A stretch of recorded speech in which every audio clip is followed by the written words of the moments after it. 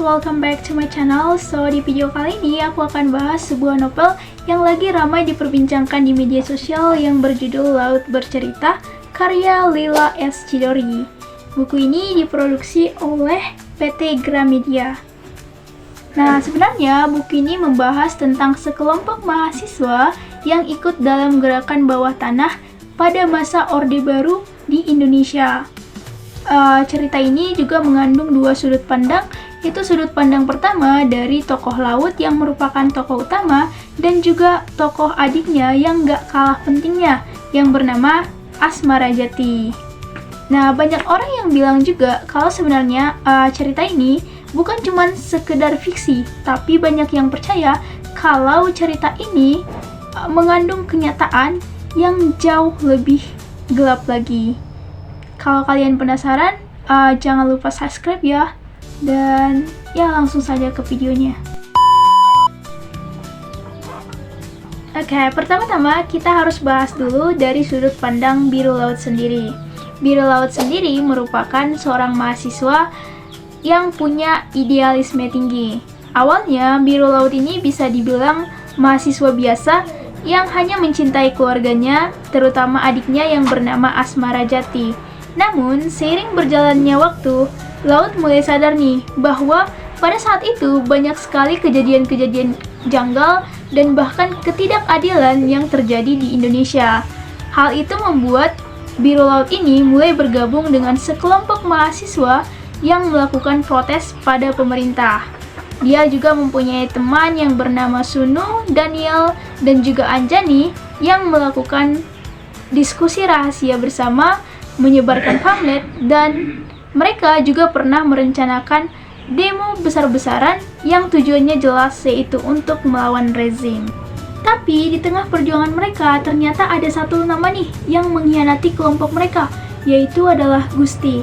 Awalnya Gusti ini adalah teman seperjuangan mereka yang bisa dibilang selalu ada buat mereka. Namun, tanpa disadari oleh Laut dan teman-temannya, ternyata Gusti ini telah lama bekerja sama dengan pihak aparat. Hal itu membuat banyak pergerakan-pergerakan mereka dengan mudah diketahui oleh pihak aparat. Singkat cerita, dalam puncak ceritanya, Laut dan teman-temannya kemudian diculik dan ditangkap oleh pihak aparat. Mereka kemudian dibawa ke tempat-tempat yang mereka sama sekali tidak kenal dengan tempat tersebut. Mereka diinterogasi secara brutal dan kemudian di sini Laut dipaksa untuk memberikan informasi mengenai aktivis-aktivis lain yang melakukan pergerakan untuk melawan pemerintah. Tapi di sini Laut tetap dengan teguh dengan pendiriannya, tidak mau membocorkan informasi apapun dan tidak mau menyerahkan teman-temannya. Sekarang mari kita beralih ke perspektif Asmara Jati yang tidak lain atau tidak bukan adalah adik kandung dari Biru Laut sendiri. Kalau Biru Laut adalah pahlawan yang berjuang keras di garis depan, maka Asmara adalah sosok yang bertahan di belakang. Dia tidak pernah bergabung dengan pergerakan-pergerakan seperti kakaknya, tapi setelah kehilangan Biru Laut, dia adalah sosok yang paling menderita. Dari perspektif Asmara, kehilangan itu dapat membuat luka yang mendalam. Sejak Laut diculik, maka Asmara dan keluarga-keluarganya menghubungi berbagai pihak. Mereka tidak pernah berhenti mencari pembenaran. Mereka kemudian menghubungi berbagai pihak, pergi ke kantor polisi, ke rumah sakit, dan juga menemui orang-orang yang pada saat itu sangat berpengaruh. Namun semuanya nihil. Biru Laut dan teman-temannya hilang tanpa jejak. Nah, di sini Asmara mulai merasakan perasaan yang tak berdaya, kesedihan, dan bahkan frustasi yang mendalam. Namun di sini Asmara mulai menegarkan dirinya bahwa kehidupan harus tetap berjalan meskipun tanpa kehadiran kakaknya Biru Laut. Bagian paling mengharukan dan menyedihkan dari sudut pandang Asmara Jati ini adalah ketika akhirnya dia harus menerima bahwa Laut dan teman-temannya tidak akan pernah kembali lagi dan akhirnya dia kehilangan sosok yang paling dicintainya, yaitu Biru Laut. Namun setelah itu, asmara jati juga menjadi harapan dan kekuatan bagi keluarga dan juga orang-orang yang merasakan kepedihan yang sama. Dan di sini asmara yakin bahwa suatu hari nanti kebenaran akan terungkap. So, setelah baca cerita ini, banyak juga yang bertanya-tanya, apakah ini cuma cerita fiksi atau ada kebenaran yang tersembunyi di baliknya? Mari kita bahas teori konspirasi berikut ini. Yang pertama ada teori penculikan aktivis era 90-an. Banyak yang percaya bahwa cerita ini sebenarnya didasarkan pada kejadian nyata.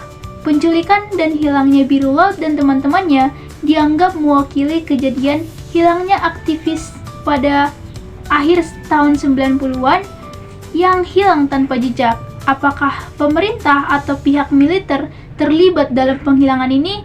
Well, banyak yang percaya begitu. Gimana menurut kalian? Yang kedua ada teori pengkhianatan dari dalam.